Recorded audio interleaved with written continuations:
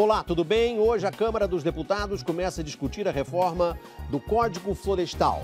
Trata-se de uma lei de 1934 e agora a discussão se centra em torno do relatório do deputado do PCdoB de São Paulo, Aldo Rebelo. Há dois pontos polêmicos, ou pelo menos dois pontos polêmicos nessa discussão. Por que os proprietários de terra com área de até 4 módulos fiscais não precisarão recuperar a área nativa que tiverem derrubado até julho de 2008?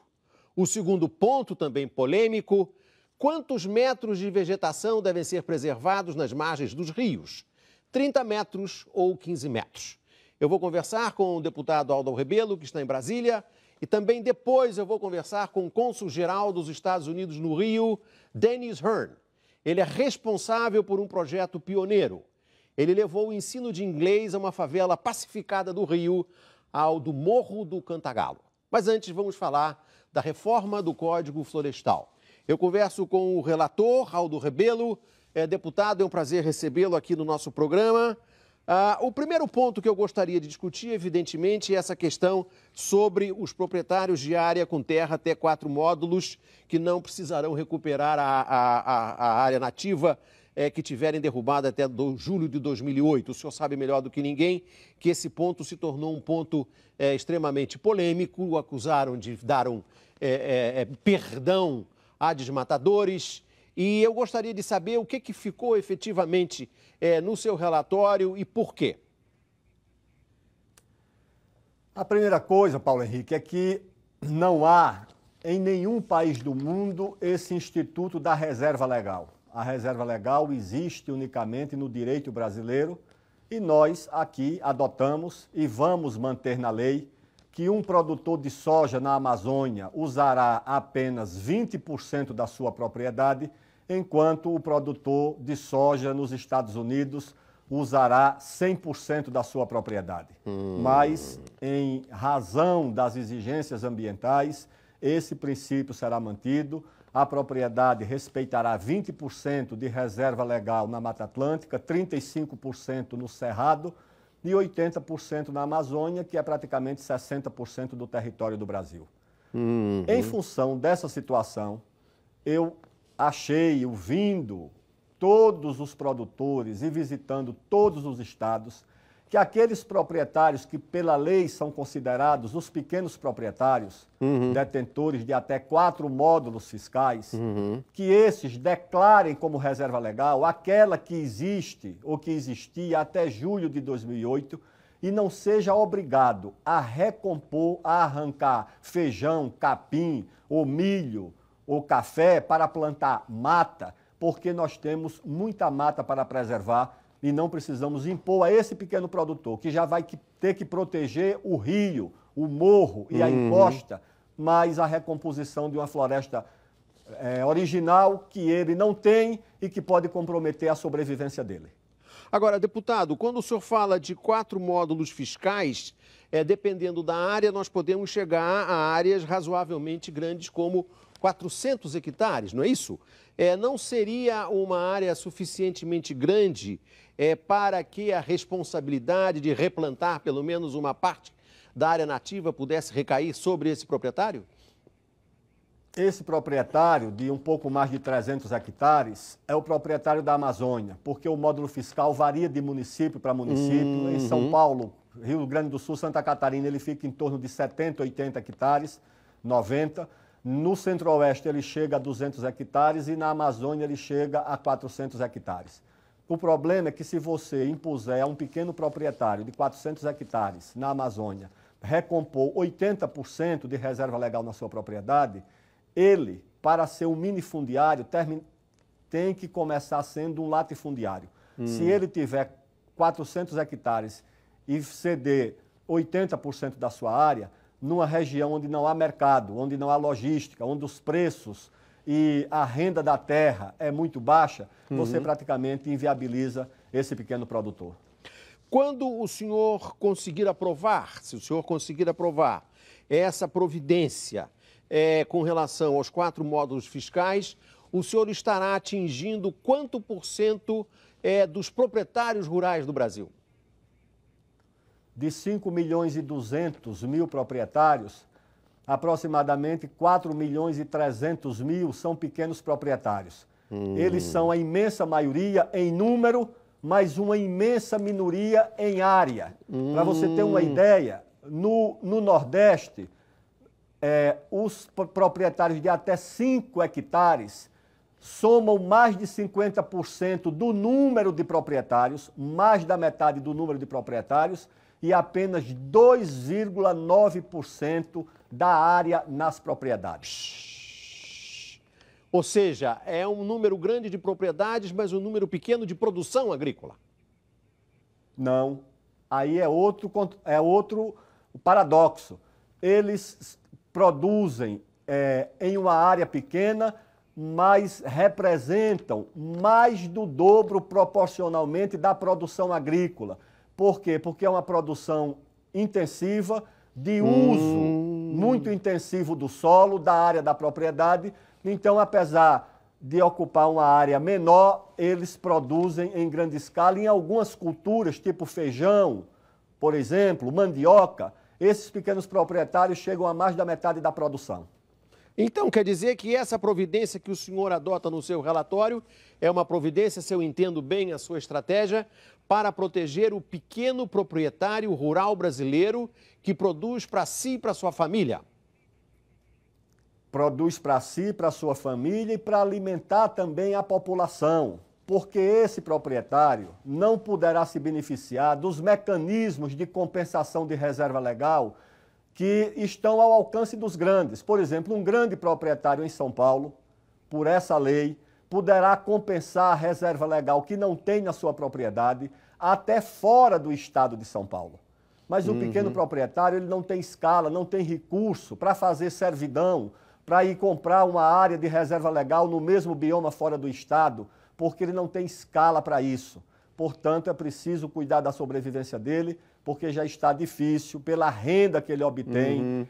Esse proprietário tem uma renda média de 1 a 2 salários mínimos por mês. Essa é a renda líquida dele. É a renda líquida? Exatamente. Por mês. Tá. Então, no Nordeste... Pois não, desculpe. No Nordeste, nem chega a um salário mínimo a renda de metade dos proprietários agrícolas do Nordeste. Não alcança um salário mínimo mensal. Quer dizer que, então, que a reação dos assim chamados verdes a essa sua providência, esse item do seu relatório, é uma irrealidade do ponto de vista da economia e até do ponto de vista de uma política social? Eu creio que é um desconhecimento da realidade do campo, principalmente desse pequeno produtor. Ele é invisível, ele não está na internet, ele não tem computador, ele não está na rede social, ele não forma as suas opiniões porque elas não são divulgadas.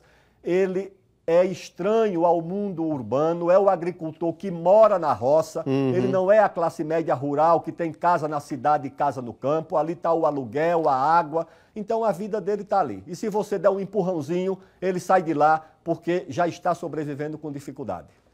Vamos tocar agora no outro ponto, que é o que diz respeito à questão dos rios. A preservação é das margens do rio.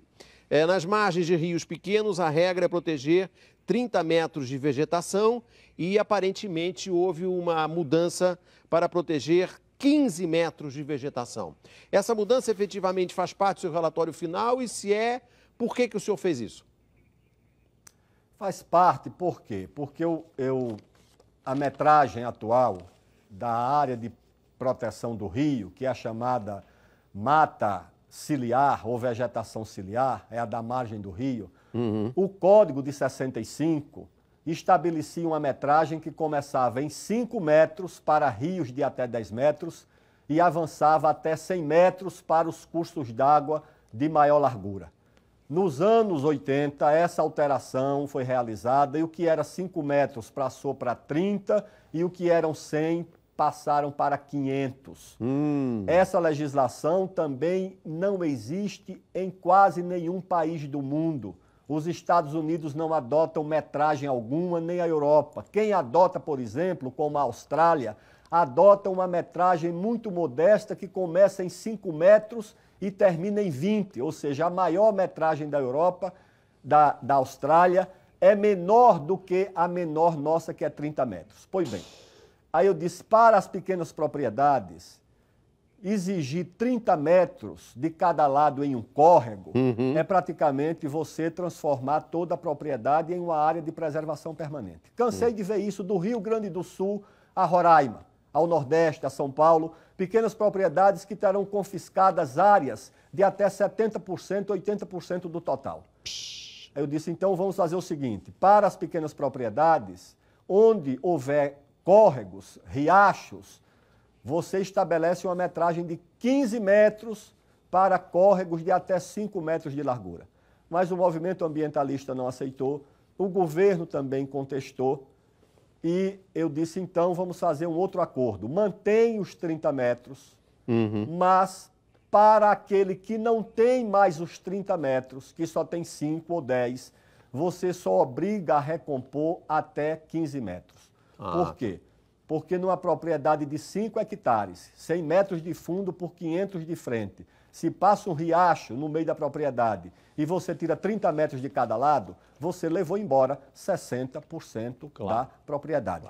E hoje ainda, no Rio Grande do Sul, por exemplo, no Paraná, onde tem rios com muita largura, como o Iguaçu, o Tibagi, o Ivaí, você vai ter APP de 500 metros numa propriedade, você vai extinguir a propriedade. Claro. Se ela for banhada por um rio que exija uma proteção de 500 metros, simplesmente a propriedade toda vai ser transformada em APP. Essa é a situação que existe no país.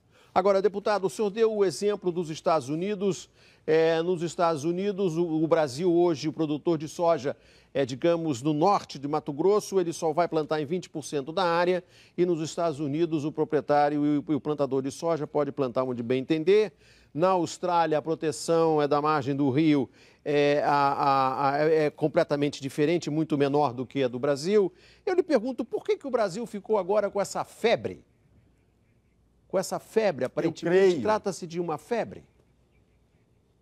Não é propriamente uma febre. Eu gostaria até que fosse, mas é algo mais grave. O que está em jogo, na verdade, Paulo, não é a largura da APP ou a porcentagem de reserva legal, que esse debate não existe em nenhum lugar do mundo, não existe na agenda do parlamento de nenhum país europeu, nem americano, nem na imprensa desses países, se sabe sequer o que significa o verbete, APP ou reserva legal. Eu creio que o que está em jogo é se nós vamos dispor da nossa base física, do nosso território, do nosso solo, do nosso subsolo, dos nossos recursos hídricos, para ampliar o nosso desenvolvimento, para elevar o padrão de vida material e espiritual do nosso povo, ou se vamos imobilizar esses recursos em função de interesses que são dos nossos concorrentes agrícolas, porque, por exemplo, na Holanda, onde fica a sede do Greenpeace, não há reivindicação de nenhum por cento de reserva legal.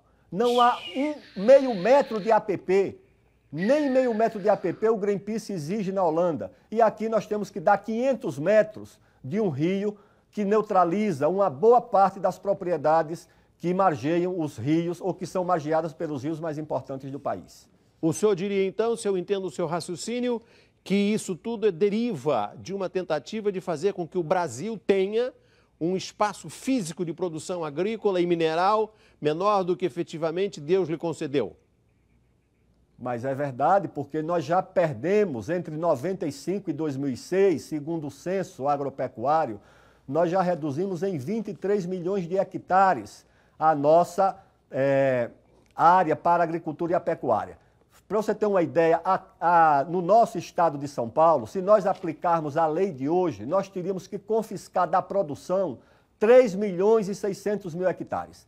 20% de toda a área agrícola de São Paulo teria que se transformar novamente em mata para atender a legislação que está em curso. Nós teríamos que bloquear, que imobilizar toda a fronteira agrícola do país, onde se produz soja com uma aplicação de insumos muito menor do que a que se exige nos Estados Unidos, uma produtividade mais elevada. Quem examinar as atas da Organização Mundial do Comércio, como eu vejo na Comissão de Relações Exteriores, porque eu não sou da Comissão da Agricultura, eu não sou da Frente Parlamentar da Agropecuária, eu me interessei por esse assunto porque acompanho as reuniões da OMC e vi que a questão ambiental é usada como barreira não tarifária contra a agricultura do Brasil. Eu achei muito estranho e fui ver como era que essa coisa funcionava de perto. Como é que se comportou diante do seu relatório o governo da presidenta Dilma Rousseff? Eu creio que o relatório foi o acordo feito com o governo, é parcial. Parcial não. A divergência é que é parcial. Nós fechamos um relatório com o governo e deixamos de fora alguns detalhes e uma coisa importante que é exatamente a não obrigação de recomposição da reserva legal para as propriedades pequenas de até 4 módulos. Tirando essa divergência, o relatório está razoavelmente acordado com o governo. O governo quer aumentar a reserva para propriedades menores? Não, hoje a reserva é obrigatória para todas as propriedades. Mas eu quero isentar de recomposição as pequenas. As pequenas, isso. O governo não aceita a recomposição, mas aceita uma outra coisa, que para os grandes resolve, e médios, que é somar a reserva legal com a APP.